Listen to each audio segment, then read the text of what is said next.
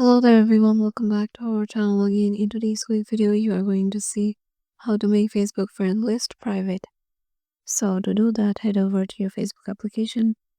Once you're there, make sure you have logged in into your desired account and then head over to the three lines icon on the top right. Scroll down and go to settings or privacy and go to settings. And in here, scroll down until you find audience and visibility. In this section, go to how people can find and contact you. And in here you will find the option of who can see your friends list.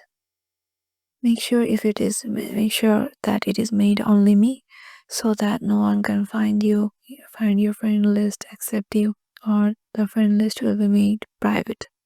And tap on save, and thus your friend list is now kept to you, or it is now private. Hope this video will help you out, and we'll see you in the next video.